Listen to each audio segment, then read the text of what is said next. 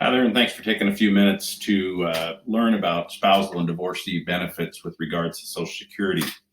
If you like this video by the end, I encourage you to go ahead and like it. Also to sign up for our YouTube channel. You can just subscribe to it below. That would be really, really helpful. Hopefully this class will be beneficial to you. It's actually part of a larger course called the Social Security Masterclass. I'll give you information about that towards the end of this brief micro webinar. My name is Matthew Atkins. I'm the Senior Financial Advisor with Clearbrook Investment Management and also a National Social Security Advisor. The National Social Security Advisor certification is the premier certification with regards to Social Security. And by the way, the Social Security Administration office personnel, although they know a lot about Social Security, they're not allowed to give you financial advice. And as such, their information may be helpful for some people. However, in most situations, the questions people have are financial questions. And so it's really important to merge being a financial advisor and having a Social Security knowledge as well. We are a registered investment advisor and therefore a fiduciary. That means we are legally bound to act in your best interest. We would love to talk with you further. We'll give you an opportunity to do that at the end of this webinar as well. Teaching is what I do. It's what I love to do. I love educating people. I've taught hundreds of people, and I hope this will be really helpful to you. And again, like this video at the end, and that would be really helpful for us on YouTube. All right, so let's talk a little bit about spousal benefits, and I'm going to try to go through this rather quickly.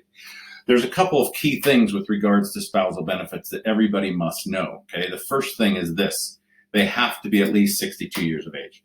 You cannot file for Social Security benefits unless there's a disability, or you're caring for a minor child, or an adult disabled child. You have to be at least 62 years of age. This is not survivor benefits. Survivor benefits when a spouse or partner has passed away is different. We cover that in another video. This has to do with spousal or partner benefits. So you have to be at least age 62. Your spouse must be receiving a Social Security retirement or disability check. So they have to have already filed for Social Security in order for you to become eligible for a spousal or partner benefit. The duration of your marriage has to be at least 12 months or more, and the maximum spousal benefit amount that you can receive is 50% of your spouse's primary insurance amount.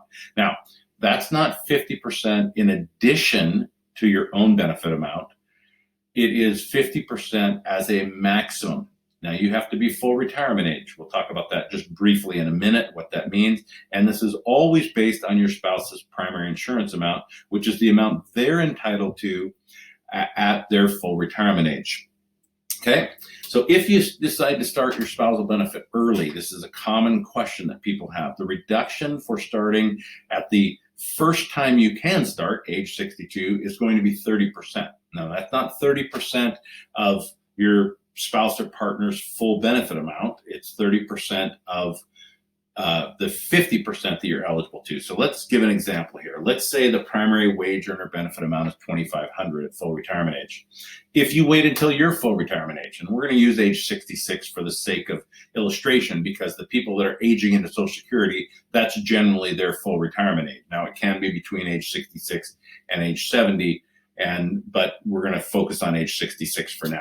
So if the primary wage earner, partner, or spouse, their full benefit amount is $2,500. If you wait till your full retirement age, you will get $1,250. That's that 50% cap. That's the maximum you can get. But that means your combined Social Security is going to be $3,750 a month. That's not too shabby. So if you haven't worked much, you don't have much of a work record, or you don't qualify at all, then you can get up to 50% of a spouse or partner's benefit. If you start early, you're going to get only $875 if you start at age 62. That's a 30% reduction from that $1,250, not the $2,500, but from the $1,250. So if you start between 62 and your full retirement age, the deduction is going to be calculated for each month prior to your full retirement age. So anywhere between 62 and 66 in our illustration, if you start anywhere in there, there's going to be some reduction to your spousal benefit based on how many months early you're actually started. We can talk about that if we have a consult. So here's a key thing. The reduction is permanent. You can't go back and get a redo. So you don't get to bump it up somehow later. If you start before your full retirement age, your reduction is permanent. The other key thing is you cannot collect your own benefit and in addition, your full spousal benefit. the full spousal benefit you have coming to you is going to be the maximum spousal benefit you can get. Now, your own work record might entitle you to more than that amount, in which case you're just going to get your own. If your own work record entitles you to less than that amount, you're going to get your amount plus whatever makes up that difference between what you get and what your full spousal benefit would be. So you can't do both, and most people think that they can, but you can't do both. You're going to get one or the other, or up to a maximum of 50% of the spouse or partner's benefit. All right, so this is called deemed filing. The Social Security Administration deems you to be filing for all benefits you're eligible for once you file for benefit. So you're going to receive the higher calculated benefit amount based upon your own work record or your spouse's. If your work record entitles you to more, that's what you're going to get. You're not going to get an additional amount as a spousal benefit. If you're eligible for spousal benefits, when you file retirement benefits, you must take the spousal benefit. In other words, if your spouse is a few years older than you and they've already started Social Security, and then you decide you're going to file for Social Security, but you don't want to take your spousal amount now. You want to wait until your full retirement age, let's say. Well, Social Security Administration won't let you do that. Once you file for benefit, you're going to get whatever you're eligible for. That includes your benefit and a spousal benefit boost if you're eligible. If you're not eligible for a spousal benefit when you file for retirement benefits, in other words, your spouse hasn't started their benefit yet, you must take the spousal benefit when you become entitled. So let's say you decide to start Social Security at 64, your spouse is the same age as you, reaching full retirement age at age 66. They don't want to start their benefit yet. And so you're not eligible for a spousal benefit because they haven't started yet. But you're eligible for your own benefit. Once they start their benefit, it will automatically kick in any spousal benefit boost you have coming to you. Now, this is one of the few claiming strategies we have available, and you want to take time to consider your situation to make sure that you get the maximum amount. Book the consultation that I have offered to you at the end, and we'll talk about that. All right, so let's talk a little bit about divorcee benefits. And again, I'm going to fly through these really quickly. There's two status of filing for divorced people. One has to do with being divorced less than 2 years and your spouse, ex-spouse, already receiving Social Security.